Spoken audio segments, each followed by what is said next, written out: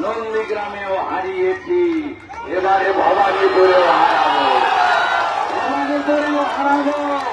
আপনাদের শুধু ভোট কেটেছে, আমার ভবানীপুরে 40,000 কেটেছে, তাতে আমার বয়ে গেছে। নদিয়ায় নির্বাচনী জনসভা থেকে ভবানীপুরের বিজেপি প্রার্থী শুভেন্দু অধিকারী এবং নির্বাচন কমিশনকে নিশানা করেন ভবানীপুরের তৃণমূল প্রার্থী মমতা বন্দ্যোপাধ্যায়। ভবানীপুরে শুভেন্দুর সমর্থনে লোক না থাকা থেকে শুরু করে এসআইআর প্রক্রিয়ায় নাম বাদ যাওয়া সবকিছুই উঠে এসেছে তার বক্তব্যে। আত্মবিশ্বাসের সুরে মমতা জানিয়েছেন, ভবানীপুরে কোনোভাবেই জয় পাবে না বিজেপি। আপনাদের শুধু ভোট কেটেছে, আমার ভবানীপুরে 40,000 কেটেছে, তাতে আমার বয়ে গেছে। জেনে রাখবেন, আমি ওখানে মানুষের আশীর্বাদে ভালোবাসায় 365 দিন থাকি। আমি বসন্তের কোকিল নই। জবাব এবার তুমি পাবে, তোমার আমও যাবে, তোমাদের আমের ছালাও যাবে। মমতা বলেন, ভবানীপুরে 40,000 নাম কেটেছে, তাতে বইই গিয়েছে। শুভেন্দু অধিকারীর হার নিশ্চিত জানিয়ে মমতা বন্দ্যোপাধ্যায়ের কটাক্ষ, এবার আমও যাবে, ছালও যাবে। জবাব এবার তুমি পাবে, তোমার আমও যাবে, তোমাদের আমের ছালাও যাবে। এর আগেও নাম বাদ নিয়ে মুখ খুলেছিলেন মমতা বন্দ্যোপাধ্যায়। 47,000 নাম বাদ যাওয়ার কথা জানার পরে এর আগেও কমিশনকে তোপ দেখেছেন ভবানীপুরের বিদায়ী তৃণমূল বিধায়ক মমতা বন্দ্যোপাধ্যায়। এর আগেও তিনি বলেছিলেন, রাজ্যের নির্বাচনে তৃণমূলের ওপর কোনো প্রভাব ফেলতে পারবে না এসআইআর। তিনি বলে দেন, ভবানীপুরে তিনিই জিতবেন। যদিও সে সময় বিরোধী দলনেতা মুখ্যমন্ত্রীকে কটাক্ষ করে বলেছেন, মমতা বন্দ্যোপাধ্যায়কে ভোট দেওয়ার কেউ থাকবে না। তিনি নিজেও ভবানীপুরের জয়ের বিষয়ে আশাবাদী বলে জানিয়েছিলেন শুভেন্দু অধিকারী। গত 2রা এপ্রিল ভবানীপুরে শুভেন্দুর মনোনয়ন পেশে সামিল হয়ে কেন্দ্রীয় স্বরাষ্ট্রমন্ত্রী অমিত শাহ ভবানীপুরে মমতাকে হারানোর শর্টকাট বলে দিয়েছিলেন। पूरा बंगाल ममता बनर्जी को विदाई करने के लिए तैयार है, मगर भवानीपुर वालों, पूरे बंगाल में परिवर्तन करने आपके हाथ में है। एक एक सीट कर जीतेंगे, 170 सीट तक जाएंगे, तब परिवर्तन होगा, ठीक है ना? मगर मेरे पास एक शॉर्टकट है।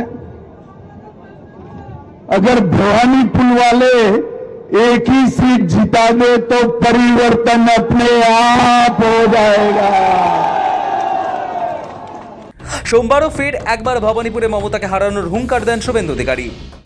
এবারে ভারতীয় জনতা পার্টির সরকার হচ্ছে হচ্ছে হচ্ছে 16তে 3, 2177, এবারে 177 প্লাস। নন্দীগ্রামেও হারিয়েছি, এবারে ভবানীপুরেও হারাবো, ভবানীপুরেও হারাবো।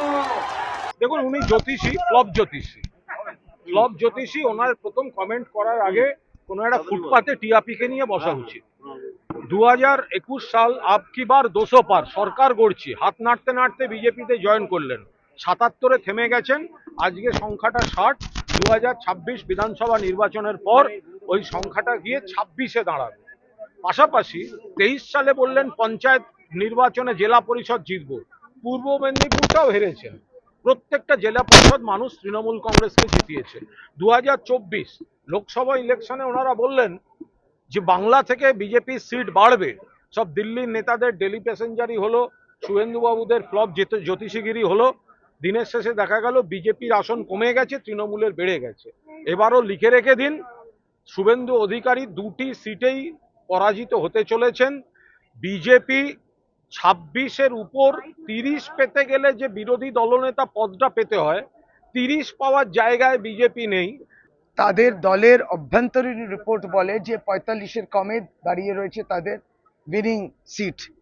ফলে দেশের প্রধানমন্ত্রীও ছুটছেন, দেশের স্বরাষ্ট্রমন্ত্রীকেও ছুটতে হচ্ছে। এটা যেমন এক। দ্বিতীয়ত, 400 পার আমরা শুনেছিলাম লোকসভাতে, আমরা 200 পার শুনেছিলাম 2021-এ। ওখানে মানুষ শেষ কথা বলে, ছেড়ে দিন না। শুভেন্দুবাবুকেও আমাদের অনুরোধ, আপনি মানুষ শেষ কথা বলুক, সেটা ছেড়ে দিন। কিন্তু আবারও এক, যে এই প্রসঙ্গটাই টেনে যে 200 পার বলার পরে আপনি 77-এ গিয়ে দাঁড়িয়েছেন। এখন কি কত দাবি করছে জানি না, কিন্তু 170 স্বরাষ্ট্রমন্ত্রী বলে গেলেন, তার প্রপোর্শনালিটি রেশিওটা আরো কমে যাচ্ছে, 45-এরও কম। সব মিলিয়ে ভবানীপুরকে কেন্দ্র করে বিজেপির আক্রমণাত্মক কৌশল এবং বড় লক্ষ্যের ইঙ্গিত স্পষ্ট করে দেয় অমিত শাহ। যদিও তা নিয়ে পাল্টা জবাব দিয়েছে তৃণমূলও। এখন দেখার ভোটের ময়দানে এই আত্মবিশ্বাস কতটা বাস্তব ফল পায়। সায়ন মোদক ও সৌভিক সান্যালের রিপোর্ট, সময় কলকাতা।